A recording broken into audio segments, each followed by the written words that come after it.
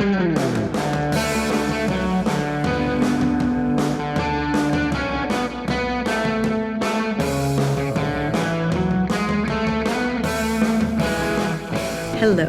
and welcome to the How to Live in Denmark podcast.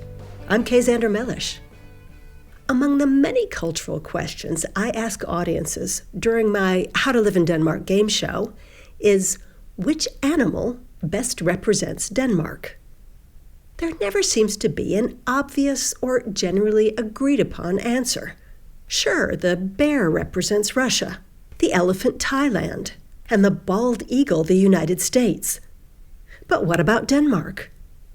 Denmark does have a national animal, the mute swan. But the image of a swan doesn't provoke the kind of immediate association with Denmark that, say, a koala bear does with Australia. That said, mute swans are easy to find in Denmark. You can see them sailing down the quiet streams of the country's historical parks, such as the Vold in Fredericia or Utterslev Mose in suburban Copenhagen. But these strong, individualist, and often angry animals are a strange fit for a country that prides itself on cooperation and peacefulness. They're also not really mute. In fact, they have a noisy hiss that can signal an attack if they feel their nest is threatened. Given that these muscular birds are about 1 meter tall and their wingspan can be twice that, you may feel threatened too. Anyway, the answer I get most when I ask which animal best represents Denmark is not the swan, but the pig. There are notoriously twice as many pigs in Denmark as people, and Danish bacon is prized all over the world. Pig insulin also helped create Denmark's thriving pharmaceutical industry, although it has long since been replaced by artificially created insulin. And pigs are reportedly highly intelligent and even have a sense of humor, which many Danes would feel is a good match for Danish humans. In addition to pigs, my audiences also often say that the dog is an animal that could represent Denmark. Reliable, faithful, and not too flashy.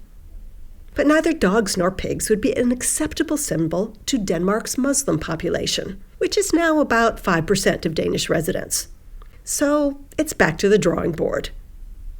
Personally, I think a good approach might be to look at the characters in the popular Danish children's comic, Rasmus Klump. They include a bear cub, that's Rasmus, and his friend Pingo, who's a penguin, and Pelle, a pelican. Any one of those would be a nice national animal that everyone could agree on. Most Danes would consider themselves animal lovers, and most people in Denmark care about how animals are treated.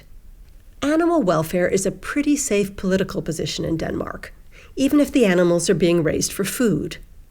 I had a chicken teriyaki ready-made meal for dinner last night, and it had a printed seal of approval from Animal Protection Denmark. If you go to a Danish supermarket, eggs and meat are all very clearly marked to tell you what kind of life the animal led. I can even remember reading a dating profile from a fellow who said he would not consider ladies who bought eggs from caged hens. As with many places in the world, vegetarianism and veganism is becoming more popular in Denmark. The meatless selection in grocery stores is growing, in part to meet demand from the many IT specialists who have recently arrived in Denmark from India. Pets are another part of the Danish animal scene. Danes love their pets. About 27% of Danes own a cat, and 24% own a dog, even though many urban apartment buildings don't officially permit them. That said, Danish pets are not pampered in the way that Chinese or French pets might be, with tiny clothing, fancy food, or dog spas. A Dane has no intention of putting her dog into a miniature puffer jacket for a walk, even in the depths of winter. Safety equipment, like a little lighted collar, is more popular. And nobody calls their dog their best friend or their fur baby or takes it around in a baby stroller. Furthermore, when a pet's time on Earth comes to an end, they are not kept alive with extraordinary measures. An acquaintance came to Denmark with the goal of making artificial legs for aging and crippled pets, but found little demand. Letting go of pets when their time has come is very similar to the Danish attitudes towards letting go of people when their time has come. While dogs and cats are the two most popular pets in Denmark, there's also an interest in the usual fish, hamsters, and canaries. Bunnies are big among preteen girls. It's also quite common for suburban families to raise chickens in their backyard. For several months, the chickens provide fresh eggs, and then ultimately they provide a chicken dinner. But the third most popular pet in Denmark, after cats and dogs, is actually horses. Many people who live in cities or near cities own a horse or a share in a horse that lives in the nearby countryside. You might have a 10 a.m. meeting with a business partner who will mention that she's already been out for a 7 a.m. ride. Owning a horse is an expensive pleasure.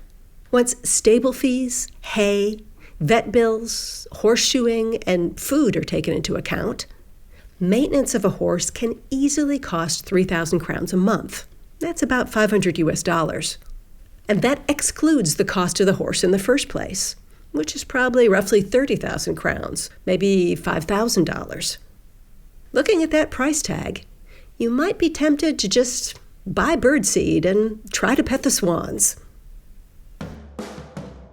And that's the How to Live in Denmark podcast for this week. Come visit us on howtoliveindenmark.com or on Twitter or Instagram at howtoliveinDK. The 2 is a number. We're also on Facebook, and you can pick up the How to Live in Denmark books, How to Live in Denmark, How to Work in Denmark, and Top 35 Mistakes Danes Make in English at books.howtoliveindenmark.com or on Amazon, Google Play, Saxo, and Apple Books. Thanks for listening. See you next time.